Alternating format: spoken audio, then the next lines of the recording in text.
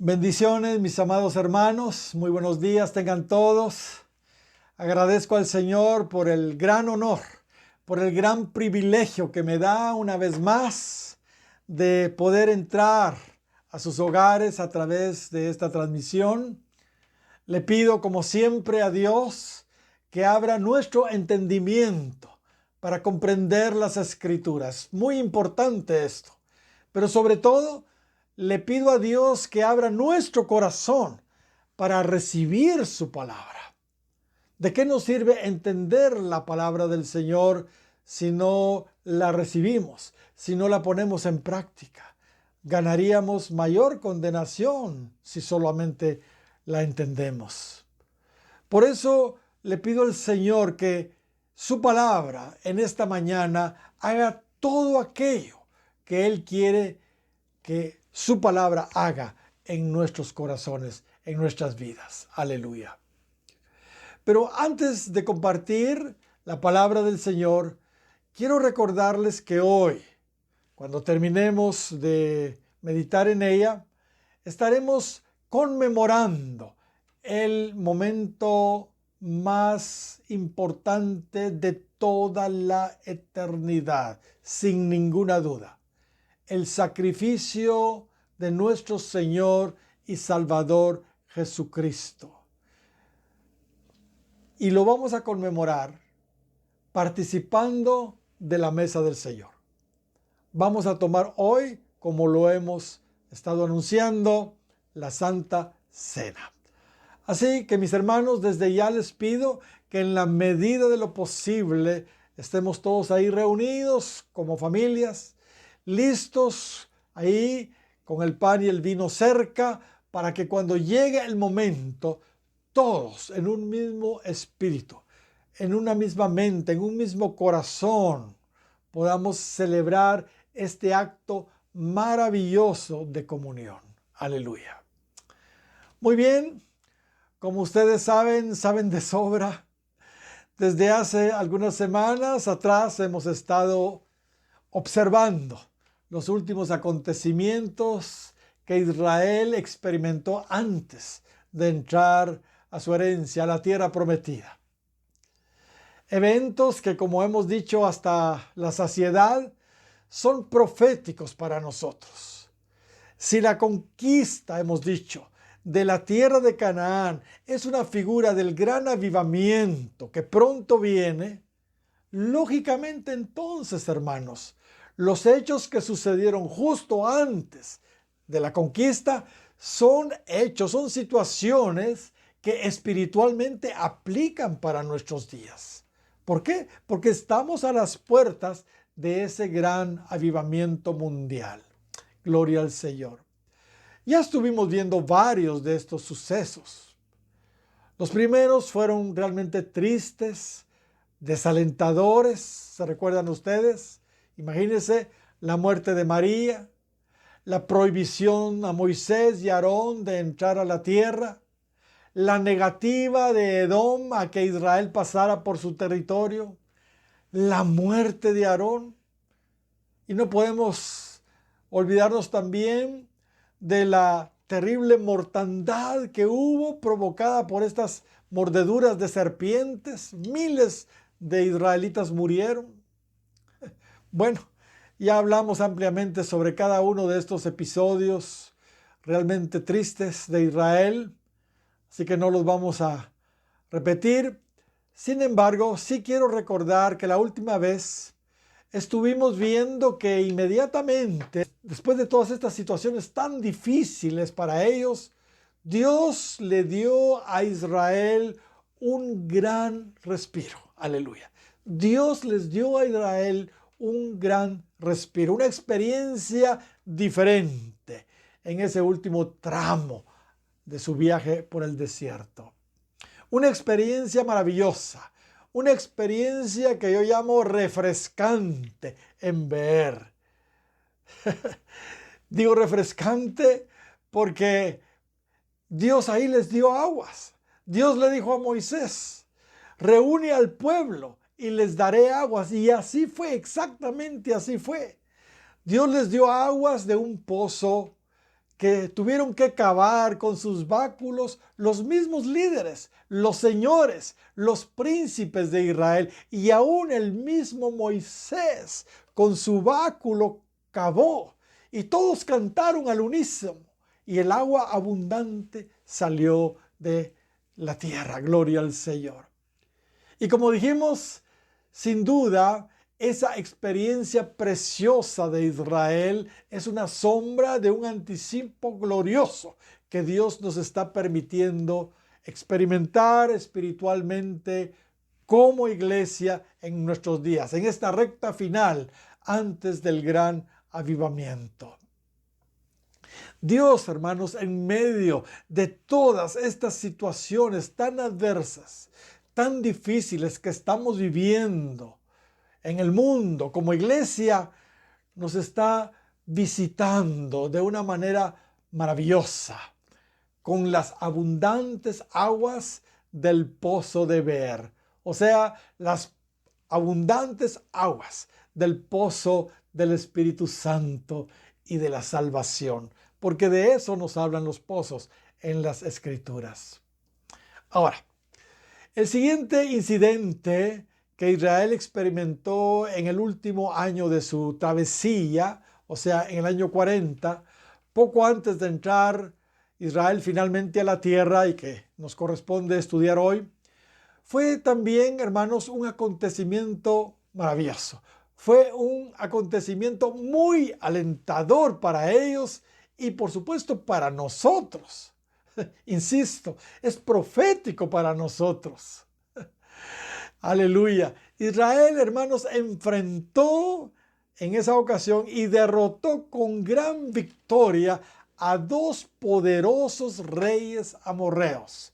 Uno se llamaba Sehón y era rey de Hesbón, y el otro se llamaba Og, rey de Basán. Estos reinos, hermanos, no estaban dentro de Canaán. Estaban de este lado del Jordán y ellos iban hacia Canaán, y para poder llegar a Canaán tenían que atravesar por el país de ellos, por el territorio de ellos. Y esto era un problema. Moisés, al igual que lo acababa de hacer con el rey de Edom, respetuosamente le pidió al rey Sehón permiso para pasar por su territorio. Moisés trató de usar en primera instancia la diplomacia como corresponde, ¿verdad? Pero no funcionó. Igual que con Edom, tampoco Sehón los dejó pasar por su territorio. Es más, estos fueron más allá. Atacaron a Israel. Atacaron a Israel. Pero ¿sabe? Y esto es lo lindo. En esta ocasión, Israel no se retiró como lo hizo con los edomitas y para rodear la tierra de ellos. Ahora Israel se enfrentó a los amorreos. Ahora enfrentó a sus enemigos amorreos. Aleluya. Y Dios, hermanos, les dio una gran victoria en contra de ellos. Sin duda, hermanos, la refrescante experiencia anterior del pozo de Beer hizo la diferencia. Hizo una gran diferencia en Israel. La fe y la confianza en Dios de ellos fue fortalecida ahí en ese pozo sin ninguna duda.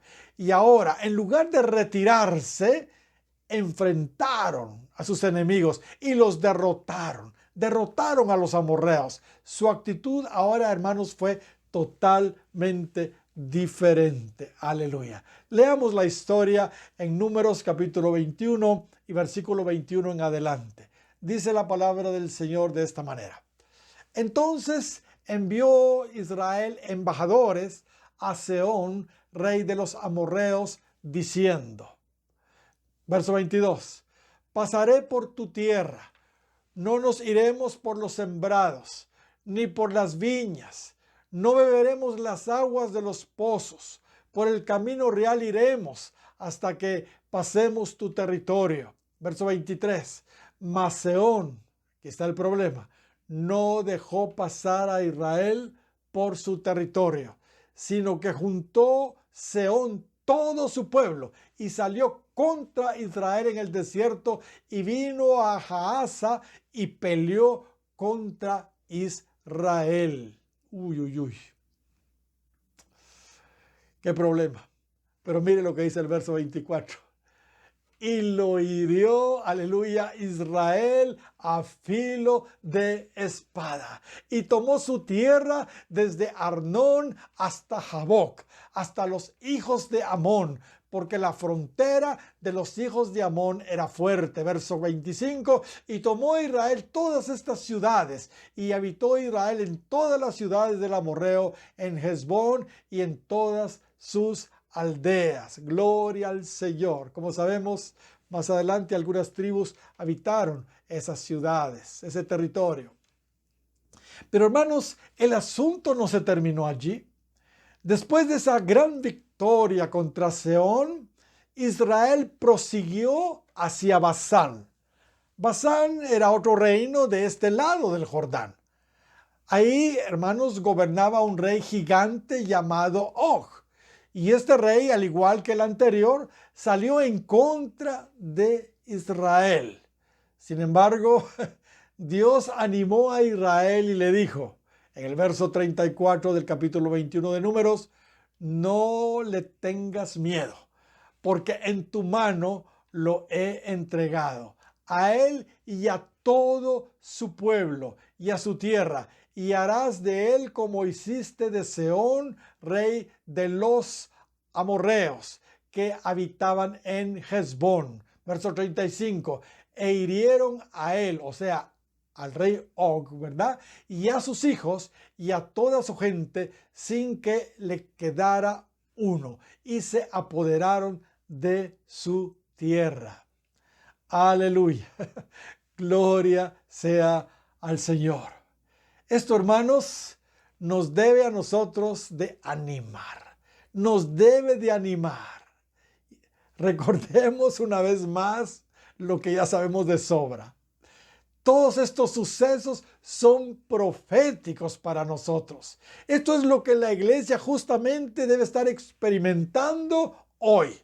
Dios en estos días, hermanos, antes que espiritualmente atravesemos el Jordán, antes que entremos a nuestra herencia, antes que conquistemos al mundo entero por medio del avivamiento que viene, nos está permitiendo, hermanos, vivir adelantos, aleluya, vivir anticipos verdaderamente maravillosos, verdaderamente gloriosos de ese gran despertar que viene. Anticipos estamos viviendo ya, aleluya, teniendo, hermanos, ya victorias realmente impresionantes. Aleluya.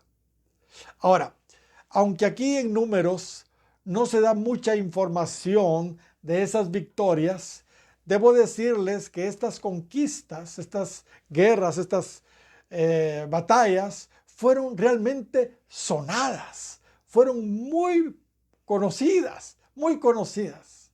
Dios se encargó que en la Biblia quedara registrada más información sobre estas batallas. Gloria al Señor. Y en todos lados vemos que se comenta sobre esto. Para tener un cuadro más amplio de la magnitud de estas victorias contra los reyes Sehón y Og, solo tenemos, hermanos, que leer, por ejemplo, Deuteronomio capítulo 2, versos 26 en adelante. Tenemos que leer el capítulo 3 de Deuteronomio, versículo 1 en adelante, toda la primera parte de ese capítulo. En Deuteronomio capítulo 31 y verso 4. También, en estas escrituras que acabamos de citar, vemos a Moisés mismo haciendo referencia a esas victorias. También, ¿sabe? Rahab la ramera hace mención de esas victorias de Israel ahí en el capítulo 2 de Josué y versículo 10. Los gabaonitas también hicieron el comentario de esas conquistas ahí en Josué capítulo 9 y versículo 10. Y el juez Jefté también las menciona en Jueces capítulo 11 versículos 19 al 21. Asimismo, Los levitas también los recuerdan en una oración de arrepentimiento y gratitud a Dios en el tiempo de la restauración. Eso lo vemos ahí en Nehemías capítulo 9 y versículo 22. Y en los Salmos 135 y verso 11 y el 136 y verso 19, también, hermanos, se mencionan esas hazañas de Israel antes de entrar a la tierra prometida. Hermanos, todas esas referencias a esa victoria, a esas victorias en particular, las hacen sin duda muy importantes en su historia. Y por supuesto, para nosotros igual. Dios nos está diciendo a nosotros a través de esta historia que Él nos quiere dar, hermanos, desde ya importantes victorias. Victorias sonadas, pues, antes de poseer nuestra herencia en el gran despertar que pronto viene. Aleluya. Permítanme por lo menos leer la narración de Moisés acerca de la derrota y conquista sobre el segundo reino, sobre el rey Og de Basán y todos sus dominios. Mire lo que dice el capítulo 3 de Deuteronomio y versículo 1 en adelante. Volvimos pues y subimos camino de Basán, y nos salió al encuentro Og, rey de Basán, para pelear, él y todo su pueblo en Edrei. Verso 2. Y me dijo Jehová, no tengas temor de él, porque en tu mano he entregado a él y a todo su pueblo, con su tierra, y harás con él como hiciste con Sehón, rey amorreo, que habitaba en Hesbón. Verso 3.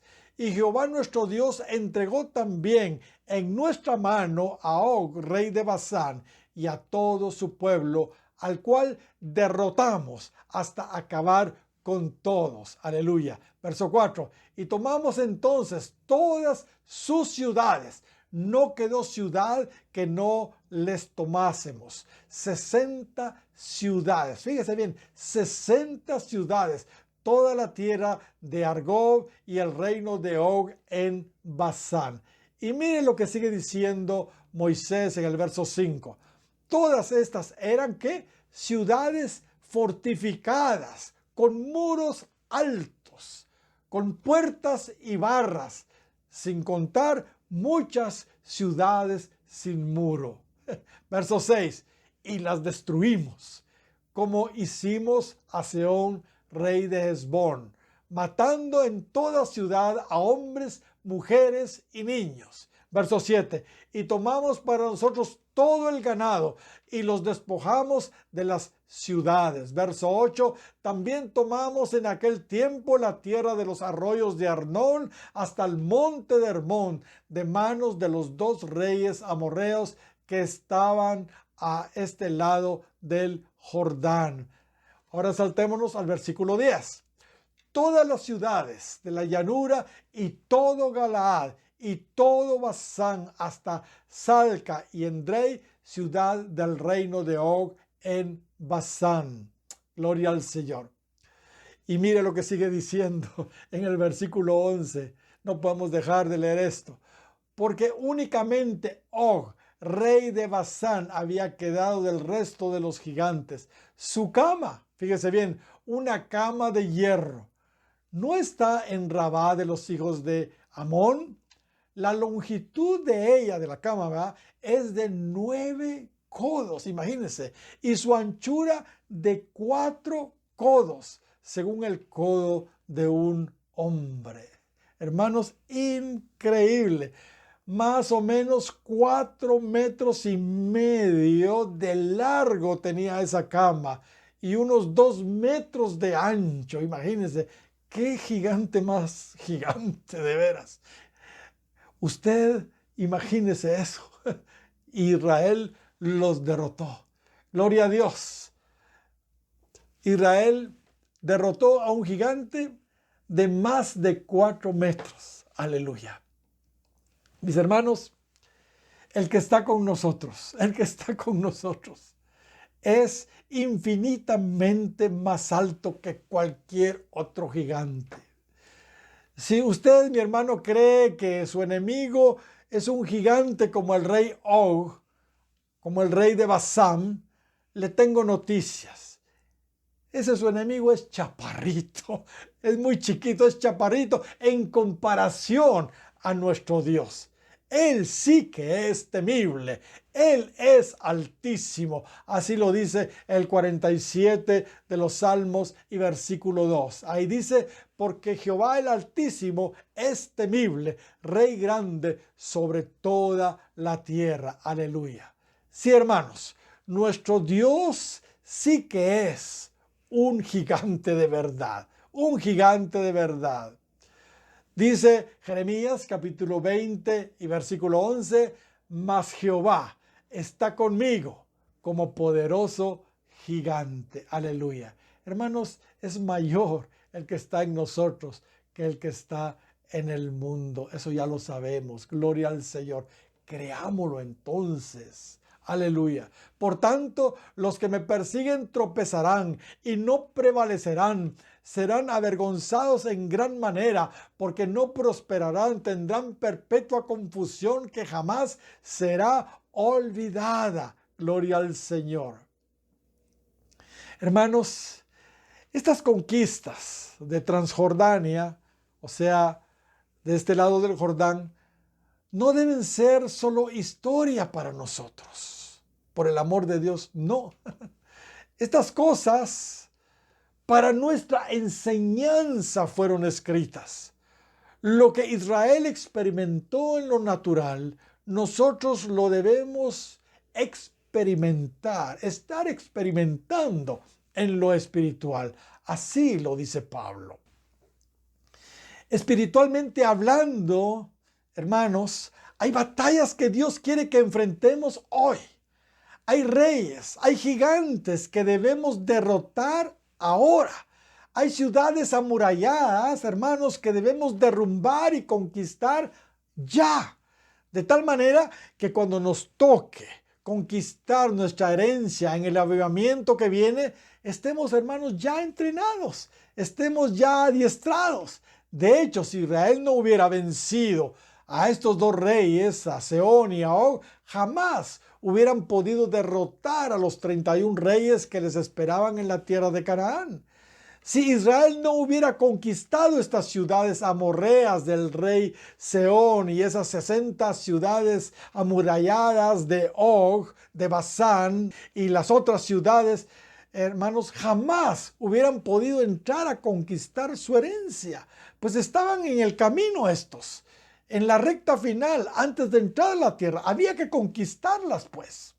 Y si nosotros, hermanos, si nosotros no conquistamos lo que el Señor nos está poniendo por delante ahorita, jamás vamos a poder hacerlo durante el avivamiento. Hermanos, un comentario, un paréntesis. Hablar de ciudades aquí, espiritualmente hablando, también se refiere a personas, y lo vamos a entender en la medida que avancemos. Cristo dijo, hablando de las personas, una ciudad asentada sobre un monte alto no se puede esconder. Tengamos presente eso. Estaba hablando de personas. ¿Ok? Hay gigantes, hay reyes espirituales que nos corresponde entonces derrotar ahora, para que cuando nos toque derrotar a aquellos gigantes que están usurpando nuestra herencia, ya estemos nosotros entrenados, adiestrados. Aleluya. Pablo nos dice en Efesios capítulo 6 y versículo 12, porque no tenemos lucha contra sangre y carne, sino contra principados, contra potestades, contra gobernadores de las tinieblas de este siglo, contra huestes espirituales de maldad en las regiones celestes. Y sobre las fortalezas espirituales que también debemos de derribar, hermanos, Pablo nos explica lo que representan ahí en 2 de Corintios, capítulo 10 y versículo 3 en adelante. Y lo vamos a leer, hermanos, en la versión de las Américas para entenderlo un poco mejor. Dice 2 de Corintios, capítulo 10 y versículo 3 en adelante, pues aunque andamos en la carne, no luchamos según la carne. Porque las armas de nuestra contienda no son carnales, sino poderosas en Dios para la destrucción de fortalezas, destruyendo especulaciones y todo razonamiento altivo que se levanta contra el conocimiento de Dios, y poniendo todo pensamiento en cautiverio a la obediencia de Cristo, y estando preparados para castigar toda desobediencia cuando vuestra obediencia sea completada. Aleluya. Ya estamos entendiendo las ciudades y fortalezas amuralladas, hermanos, que había en ese entonces en Hesbón, en Basán y posteriormente en Canaán, y que los israelitas tuvieron que derribar y conquistar. Por lo que Pablo explica, hermanos, son una figura de todos los argumentos, creencias, filosofías, religiones, etcétera, etcétera, que la gente tiene en sus cabezas, que a nosotros, hermanos, nos corresponde derribar con las armas poderosas de Dios, las armas espirituales, que no son carnales. ¿Cuáles son nuestras armas, mis hermanos? Según Pablo a los Efesios, nuestras armas son la verdad. Aleluya. Nuestras armas son la justicia. Nuestras armas son el evangelio de la paz, la fe, la salvación, la palabra de Dios. Esas son nuestras armas. ¿Y qué me dicen del ayuno? ¿Y qué me dicen de la oración? Estas son nuestras armas poderosas en Dios que Él quiere que utilicemos ahora. Hermanos, desde ya, Dios nos ha puesto para derribar grandes fortificaciones con sus poderosas armas. Aleluya. Como hemos estado diciendo, profética y espiritualmente hablando, hermanos, ahora es el tiempo en que en nosotros se está cumpliendo lo que se le dijo a Israel antes de entrar a Canaán. Mire lo que se le dijo a Israel antes de entrar a Canaán. Se está cumpliendo en nosotros eso también. Deuteronomio 9:1. Oye, Israel, tú estás hoy para pasar el Jordán. Así estamos nosotros. Para entrar a poseer gentes que más numerosas y más fuertes que tú, ciudades grandes y encastilladas hasta el cielo. ¿Se dan cuenta? Por eso, hermanos, Dios nos está dando anticipos de esas batallas, para que cuando llegue ese tiempo, en el avivamiento, estemos ya bien adiestrados. Gloria sea el nombre del Señor. Realmente, hermanos, las fortalezas que hoy como iglesia debemos destruir están, como estamos viendo, en la mente de las personas. Son formas de engaño, estructuras y patrones mentales que gobiernan las vidas de las personas. ¿Saben algo? Si la iglesia logra derribar la forma de pensar de la gente, entonces los alcanzarán para el Señor. Repito eso. Si la iglesia logra derribar la forma de pensar de las personas, entonces los alcanzarán para Cristo. Hablemos claro. El problema, hermanos, de la gente está en sus pensamientos, está en su cabeza, en su mente. Pregunto, ¿cuántos nos recordamos lo que la palabra arrepentimiento significa en el original? La respuesta es cambio de manera de pensar. Eso es arrepentimiento, cambio de manera de pensar. Por eso necesitamos llevar, hermanos, a las personas al genuino arrepentimiento, para que puedan cambiar de una vez por todas su forma de pensar. Cuando una persona se arrepiente verdaderamente, cambia su manera de pensar a la manera de pensar de Dios. Aleluya. Y las fortalezas mentales que tienen se derrumbarán automáticamente. Bendito sea el nombre del Señor.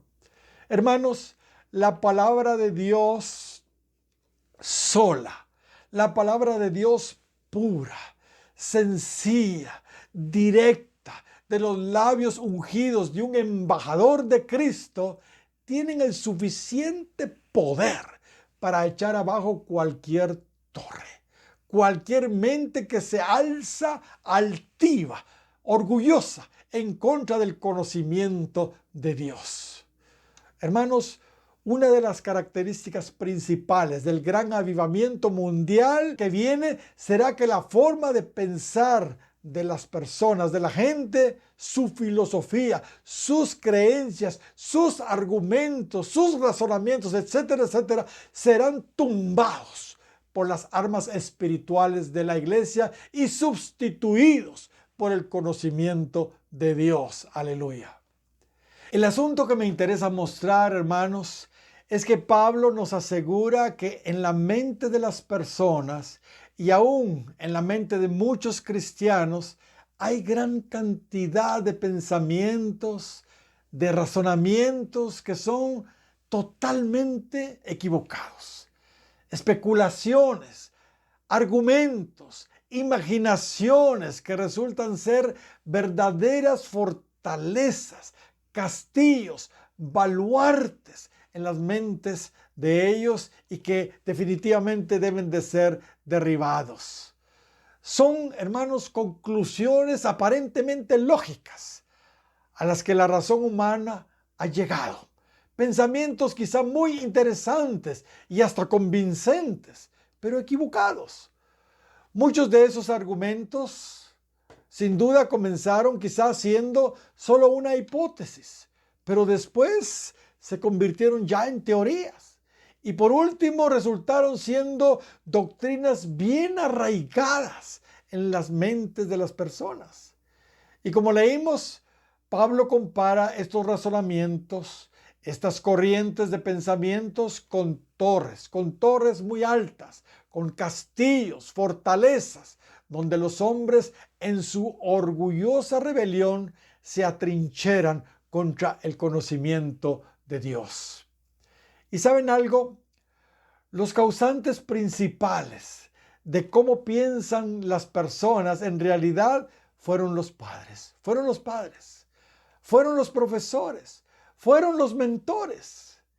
Ellos en su ignorancia estructuraron a sus hijos, a sus alumnos, los programaron, construyeron en la mente de ellos verdaderas fortalezas de razonamientos falsos. Y estos, al igual que sus instructores, ingenuamente los aceptaron y los creen como correctos. Por supuesto, no todo es culpa de los padres o de los tutores. También la gente, por su propia cuenta, se expone a diferentes medios y escoge finalmente lo que quiere creer, lo que quiere tener en su cabeza. Y sabe, los cristianos no estamos exentos de todo esto. Muchos padres cristianos descuidados, pienso yo, o por falta de conocimiento de su palabra, no se dan cuenta a qué hora en los colegios seculares o en las universidades les meten a sus hijos toda clase de conceptos en su mente. Conceptos que no son de Dios. Es por eso, hermanos, que nuestros jóvenes deben de estar bien claros en sus convicciones cristianas, bien fundamentados bíblicamente para no ser engañados. No es un secreto, hermanos. Por ejemplo, esa ideología de género que se ha infiltrado en todo el mundo, en muchos ya colegios y universidades, está dentro del pensum esto. Hermanos, que Dios tenga misericordia de nuestros niños, de nuestros jóvenes y realmente tengan a Cristo bien puesto en sus mentes y en sus corazones. Recuerdo que cuando entré a la universidad, bueno, en mi tiempo las cosas no estaban tan mal como ahora, pero cuando entré a la universidad, aunque todavía yo no había aceptado al Señor, no era convertido, sin embargo, yo sí creía en Dios, yo sí creía en Dios. Y debido a que mis convicciones todavía eran muy débiles, algunos amigos que no creían en Dios y sobre todo algunos maestros muy astutos, realmente me quitaron a Dios de mi corazón y dejé de creer en Él. La corriente esa del pensamiento ateo, hermanos, me arrastró, me arrastró. Afortunadamente, el Señor me salvó a tiempo. Así que esa doctrina no llegó en realidad a convertirse en una fortaleza en mi vida. Pero sí la pasé difícil. Recuerdo también que ya recién convertido en la universidad, nos pusieron a hacer un trabajo donde debíamos exponer las diferentes teorías sobre el origen de la vida. La teoría espontaneísta, la teoría de la gran explosión o del Big Bang, la teoría de el migracionismo, la migracionista, la evolucionista y también la teoría creacionista, tanto evolucionista como fijista, etc. Y básicamente, hermanos, todos se burlaban de la teoría creacionista fijista, que es la que a mí me tocó defender, es la que nosotros sostenemos. Hermanos, todos coincidían en que la teoría de la evolución de Darwin, esa sí era la correcta. La verdad, fue un tiempo realmente difícil para mí en la universidad. ¿Sabe? Leí que el 80% de los jóvenes que han crecido en hogares cristianos, y fíjese bien, y que incluso han estudiado en colegios cristianos, se apartan del Señor cuando entran a la universidad. El 80%. Esto es alarmante. Hermanos, los maestros de filosofía les caen encima, de psicología, los de sociología también. Y muchos otros se encargan, hermanos, ellos de construir en la mente de nuestros jóvenes cristianos otra clase de argumentos, otra clase de conceptos que son equivocados. Así que cambian su manera de pensar y su manera de vivir. Y si a esto añadimos también la presión de los compañeros mundanos y pecadores que nunca faltan, de veras, para nuestros jóvenes cristianos se vuelve algo muy difícil en las universidades. Siempre recomendamos a nuestros jóvenes que entran a la universidad que traten en los primeros días de identificar a otros compañeros cristianos para entonces relacionarse con ellos cuanto antes. Porque, hermanos, eso les va a ayudar definitivamente un montón. Se van a apoyar no solo en los estudios, sino también se van a apoyar orando y compartiendo del Señor. Hermanos, las estadísticas no mienten. Las estadísticas dicen que si no se hace eso, luego los jóvenes se enfrían y se apartan del Señor. Por eso, un 80% de los jóvenes cristianos que entran a la universidad se apartan del Señor porque no toman esas medidas. ¿Cuántos hermanos conocemos nosotros que hoy ya no están con nosotros? Hoy ya no están en el Señor. Ahora ya piensan diferente. Ahora sus vidas son diferentes. ¿Por qué? Cambiaron de mentores, cambiaron de amigos, fueron desviados de la fe por los argumentos de otras gentes eruditas o muy sabiondas. Por eso, hermanos, la advertencia del apóstol Pablo al joven Timoteo me parece muy oportuna. Primera de Timoteo, capítulo 6 y versículo 20 y 21 dice de la siguiente manera: Timoteo, mantente firme en lo que Dios te ha confiado. Evita a los que hablan tonterías que no vienen de Dios y que contradicen la verdad con un conocimiento que aparenta ser cierto, pero no lo es. Al aceptar ese conocimiento, algunos se han desviado de la fe. Así lo dice la versión Palabra de Dios para Todos. Hermanos, si en el tiempo de Pablo las corrientes de pensamiento y filosofías ya proliferaban, imagínense hoy. Hoy sí que tenemos de todo, hermanos. Tenemos de todo. Hay gente, hermanos, que cree cada cosa, de veras, cada cosa. Y sáqueles usted eso de sus mentes. Sáqueselos. De veras que son fortalezas bien fuertes. Gente con una mente que dicen ellos que es idealista. Los conoce quizá usted. Hay gente que su mente es realista. Así se identifican. Otros, por el contrario, son escépticos. Esa es su forma de pensar. Así son. Otros son dogmáticos. Otros son racionalistas.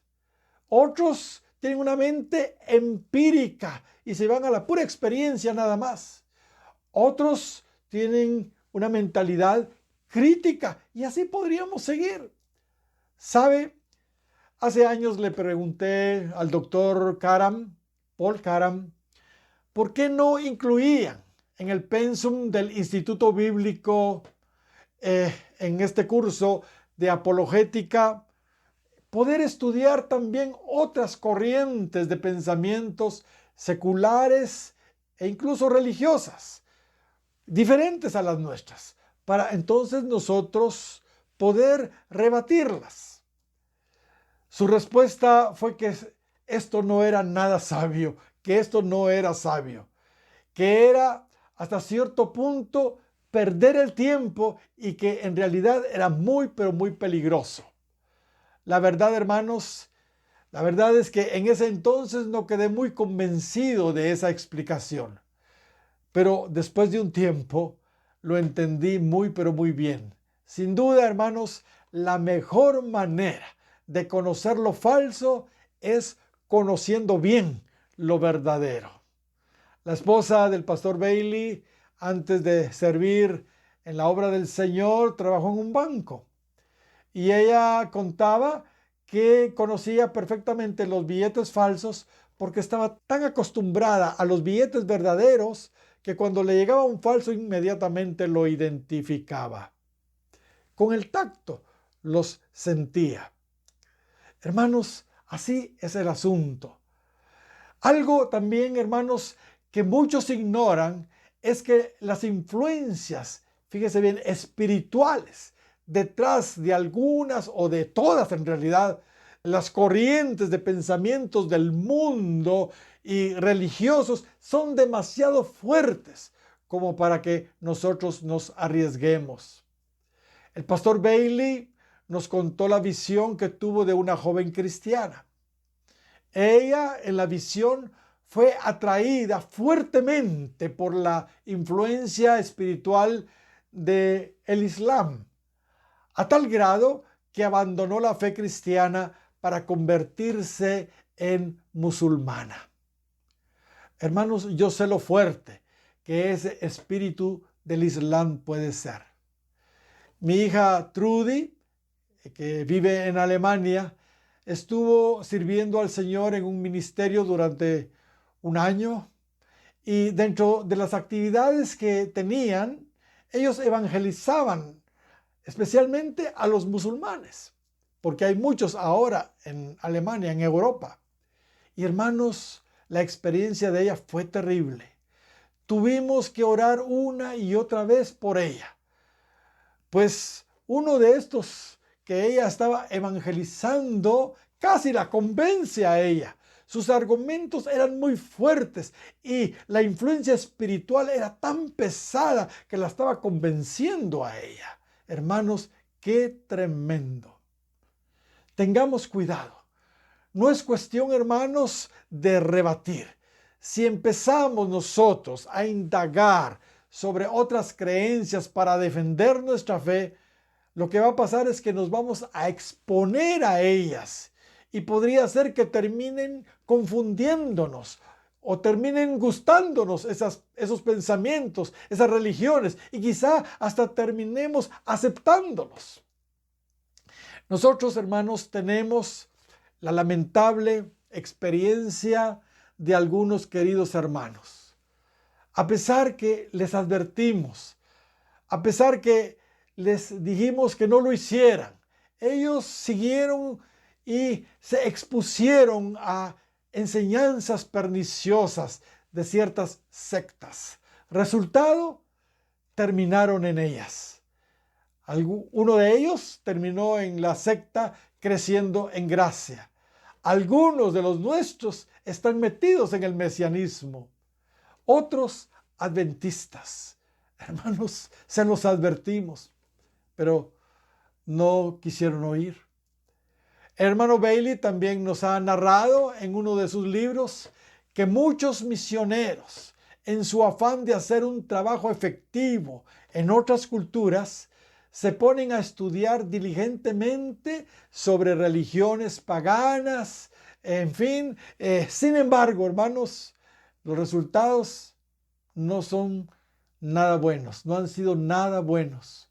Muchos de ellos, decía él en su libro, se han descarriado de la fe. Y otros han perdido la unción, han perdido la percepción espiritual, aún para leer la Biblia. Ahora al leer la Biblia no la entienden bien.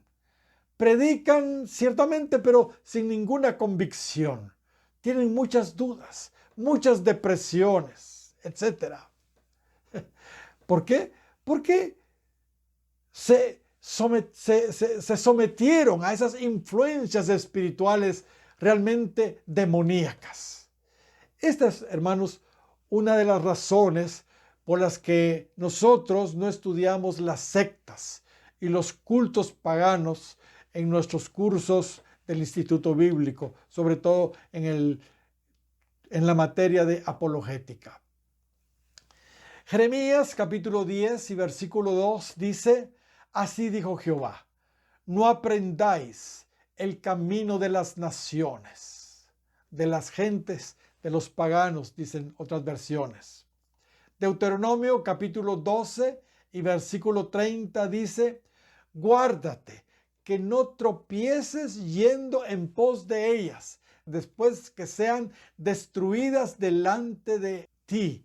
No preguntes, no indagues acerca de sus dioses, diciendo de la manera que servían aquellas naciones, etcétera, etcétera. No, nada de eso, hermanos. No debemos meternos a investigar, a indagar, a preguntar nada que no sea de Dios. Primera de Timoteo, capítulo 1 y verso 3 dice: como te rogué que te quedases en Éfeso cuando fui a Macedonia, para que mandases a algunos que no enseñen diferente doctrina, ni presten atención a fábulas y genealogías interminables, que acarrean disputas más bien que edificación de Dios, que es por fe. Así te encargo ahora. Verso 5. Pues el propósito de este mandamiento es el amor nacido de corazón limpio y de buena conciencia y de fe no fingida. Y mire lo que dice el verso 6. De las cuales cosas, desviándose algunos, se apartaron a vana palabrería. Hermanos, aún debemos tener cuidado a quién escuchamos. ¿A quién escuchamos? Porque hoy por hoy se oye de todo. Primera de Timoteo, capítulo 4 y versículo 1 dice: pero el Espíritu dice claramente que en los postreros tiempos algunos apostatarán de la fe, escuchando a espíritus engañadores y a doctrinas de demonios. ¿Se dan cuenta? Es lo que les ha pasado a muchos. Tengo una enciclopedia donde se nos presentan todas las creencias y religiones habidas y por haber.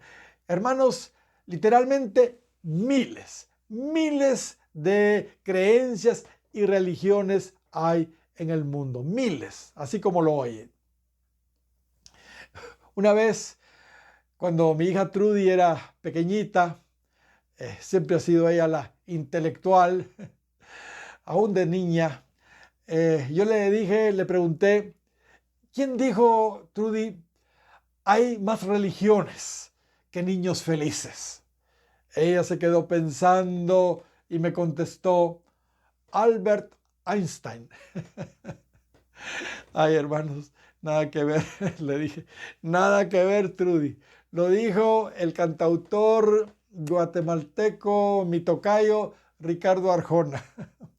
Aclaro, yo no oigo a Arjona ni ninguna música del mundo desde hace 47 años, simplemente lo encontré en internet. Pero es verdad lo que dijo. Hay miles de creencias filosóficas de todo tipo, seculares y cristianas. Hay, hermanos, una inmensidad. Solo para que tengamos una idea, voy a leerles algunos nada más, de las corrientes religiosas y filosóficas de las que nosotros más hemos oído y que tenemos conocimiento de ellas. El budismo, el hinduismo, el yoga, el islam, la masonería, el rosacrucismo, el gnosticismo, el ateísmo, el ocultismo, el comunismo, el espiritismo, el vudú, la santería, el judaísmo, la nueva era, el humanismo, el posmodernismo, etcétera, etcétera, etcétera. ¿Y qué me dicen de todas las derivaciones cristianas que han resultado? El catolicismo, el mormonismo, los adventistas, los mesiánicos, los testigos de Jehová, los solo Jesús, los de la ciencia cristiana, los de Pare de Sufrir, los de la secta de los Moon y muchos más. Díganme ustedes, ¿a quién le cree la gente, por el amor de Dios? ¿A quién le cree la gente? En cierto libro me encontré con una lista de conceptos que, aunque algunos pueden oírse razonables, realmente están equivocados. Están equivocados. Ese libro hace una lista y dice, por ejemplo, esto. En Grecia se decía, sé sabio, conócete a ti mismo. Los romanos decían, sé fuerte, disciplínate a ti mismo. La religión dice, sé bueno, fórmate a ti mismo. El epicureísmo dice, sé sensual, satisfácete a ti mismo. La educación dice, sé ingenioso, ensánchate a ti mismo. La psicología dice, sé atrevido, imponte a ti mismo. El materialismo dice, sé posesivo, agrádate a ti mismo. El humanismo dice, sé capaz, cree en ti mismo. El orgullo dice, sé superior, exáltate a ti mismo. Todos parece como que van más o menos, pero no, eso no es la verdad. Cristo sí tiene la verdad. Cristo dijo, sé abnegado, niégate a ti mismo, humíllate a ti mismo. Gloria al Señor. Con razón, Cristo, hablando de estos días finales, nos dice en Mateo capítulo 24 y versículo 4, mirad que nadie os engañe. En el verso 11 dice, y muchos falsos profetas se levantarán y engañarán a muchos. Estamos viviendo, hermanos, en los días finales, que es la era del engaño en realidad. Pablo también básicamente dijo lo mismo cuando estaba hablando de la segunda venida del Señor.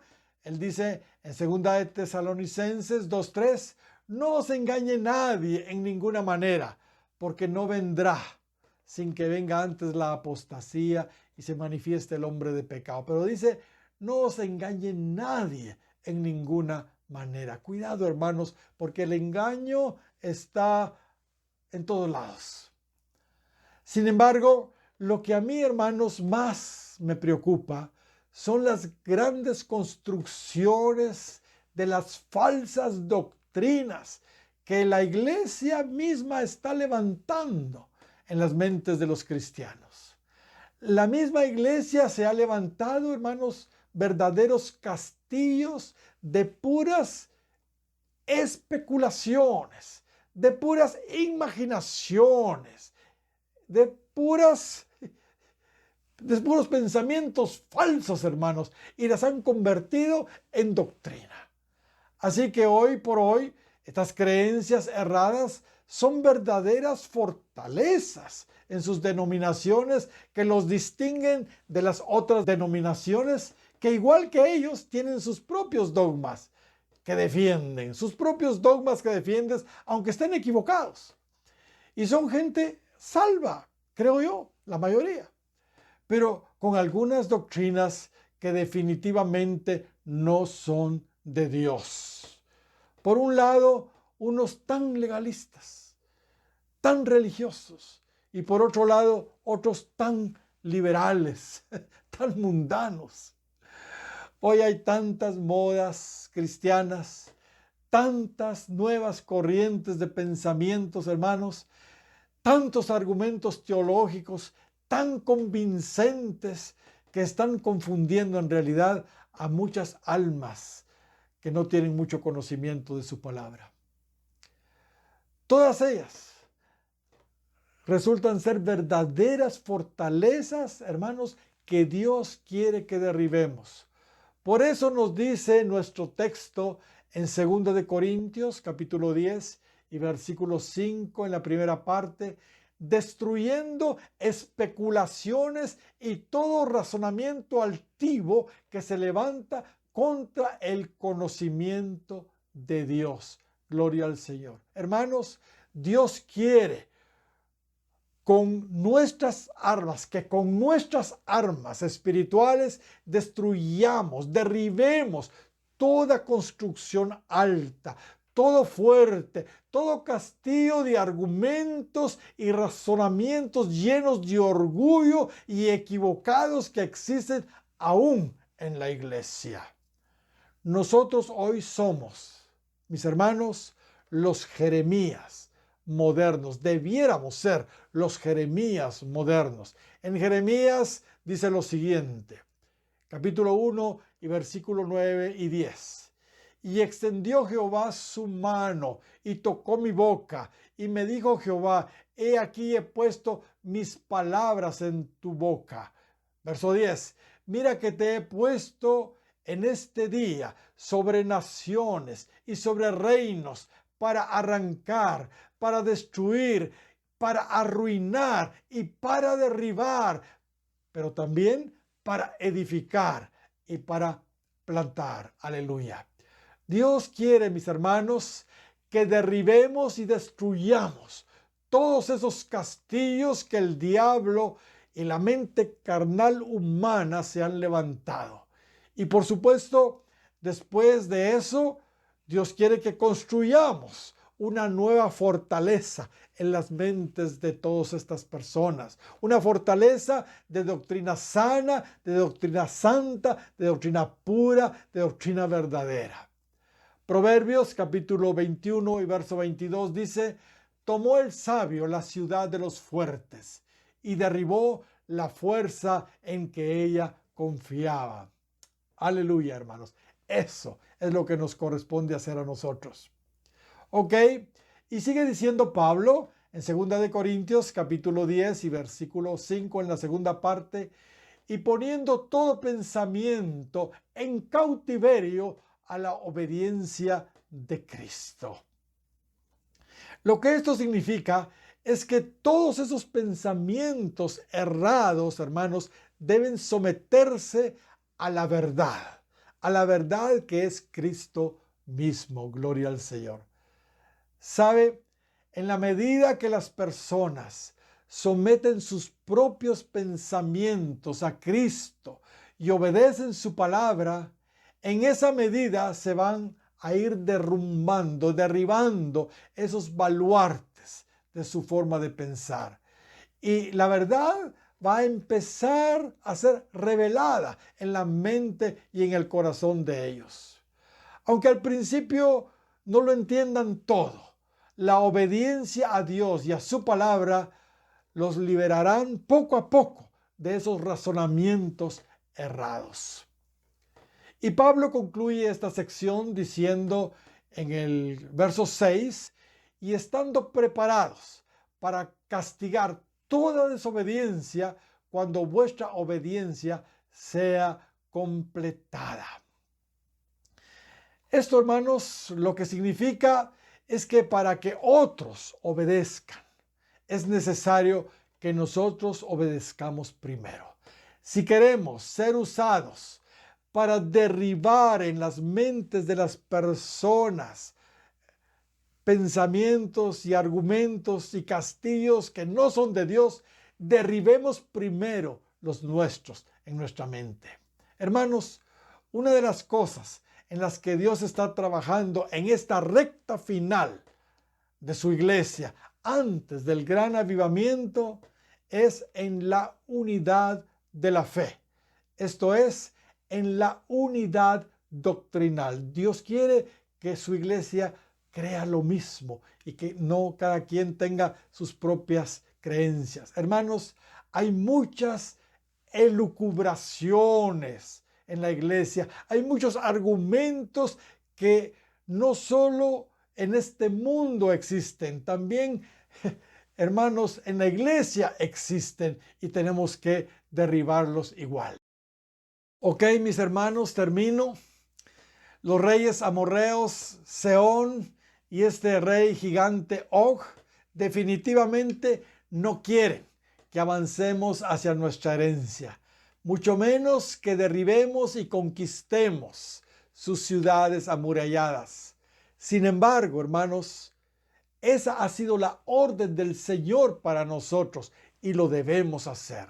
Si no lo hacemos, olvidémonos de entrar a nuestras promesas y obtener nuestra herencia. De hecho, hermanos, la derrota de estos reyes y la conquista de estas ciudades amuralladas, espiritualmente hablando, es solo un anticipo de nuestra herencia. Y saben, sin duda Dios nos está dando hoy la oportunidad de hacerlo. No sé si ya pensaron en eso. Oremos, hagamos guerra espiritual en contra de esas potestades de las tinieblas y aprovechemos todos los medios virtuales posibles que hoy Dios está poniendo a nuestra disposición para exponer la verdad de su palabra.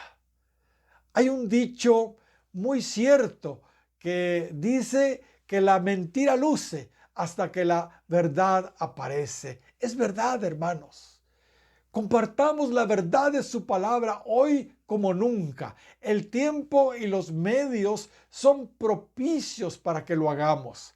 La palabra de Dios sola, pura, sencilla, directa, de los labios ungidos de un embajador de Cristo, tiene, hermanos, el sobrado poder para echar abajo cualquier torre, cualquier razonamiento que se alza altivo en contra del conocimiento de Dios, y es lo suficientemente poderosa para hacer prisionero a todo pensamiento para que se someta a Cristo. Gloria al Señor.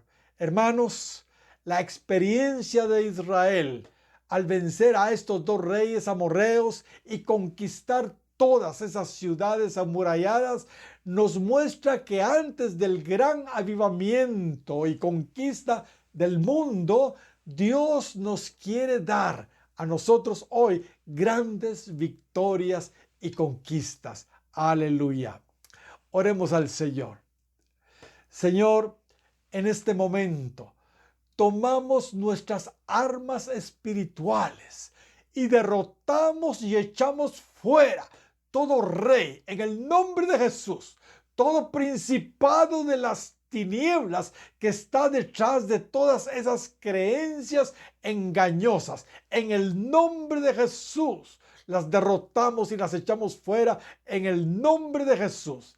Se lo ordenamos en el nombre de Jesús. Y por favor, Señor, en tu benignidad, guía al arrepentimiento, a un cambio de manera de pensar a todos aquellos que no te conocen. Permite que sus convicciones erradas se derrumben y al ser expuesta tu palabra. Aleluya, Señor. Amén y amén. Aleluya.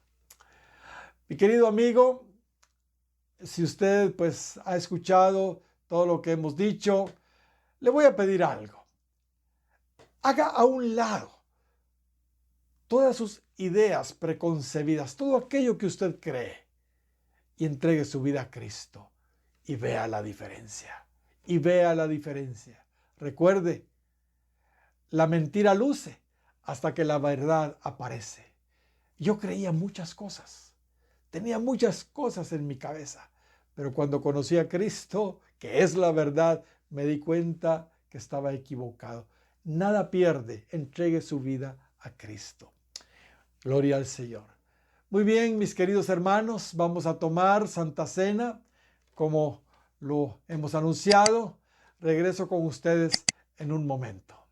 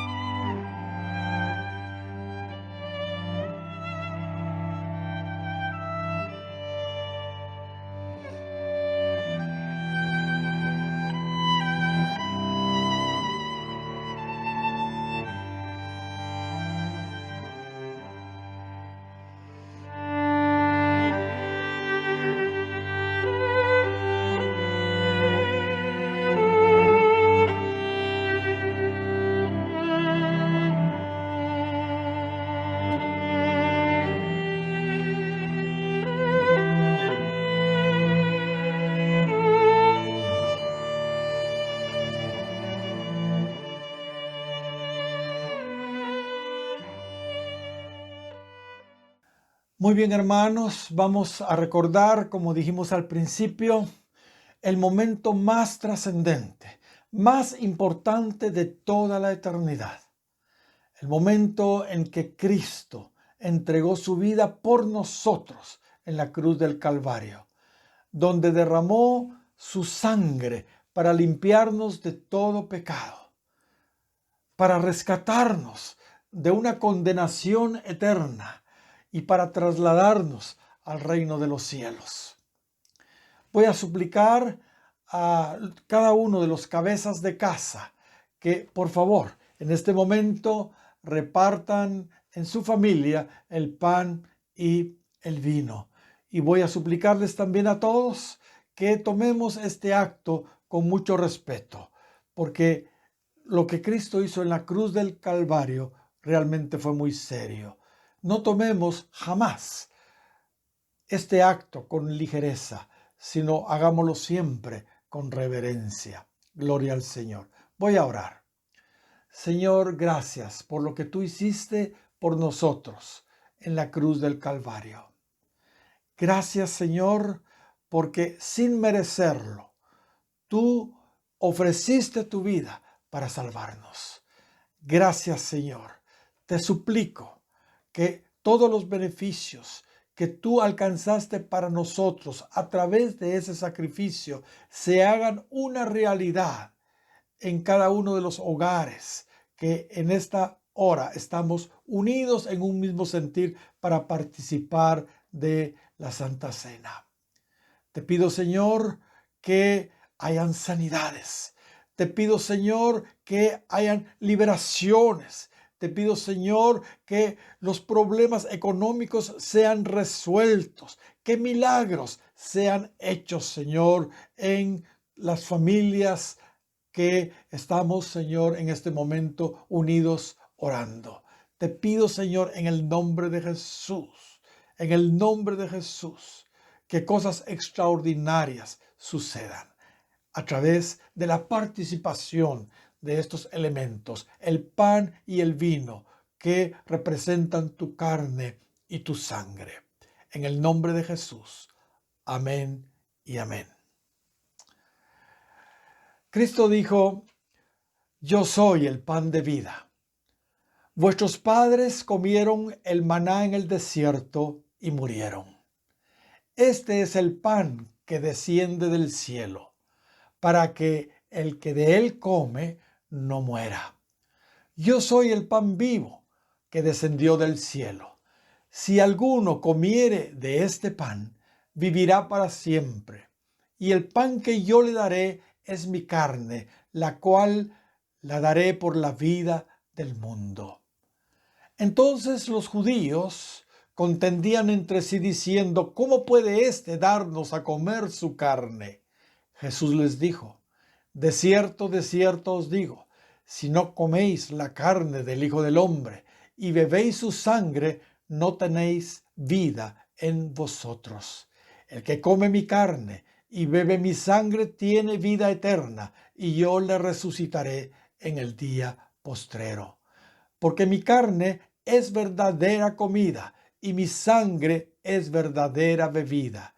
El que come mi carne y bebe mi sangre en mí permanece y yo en él. Como me envió el Padre viviente y yo vivo por el Padre, asimismo el que me come, él también vivirá por mí. Este es el pan que descendió del cielo, no como vuestros padres comieron el maná y murieron. El que come de este pan vivirá eternamente. Gloria al Señor. Es el momento, hermanos, que tomemos del pan y tomemos de la copa y participemos del pan y del vino en conmemoración a lo que Él hizo por nosotros en la cruz del Calvario. Comamos y bebamos en este momento.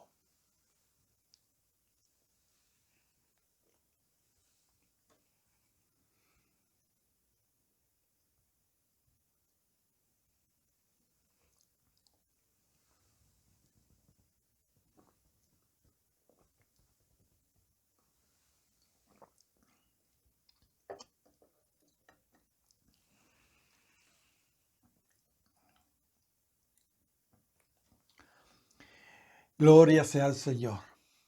Mis queridos hermanos, Dios les bendiga. Que la paz de nuestro Señor Jesucristo quede en cada uno de sus hogares. Dios les bendiga a todos.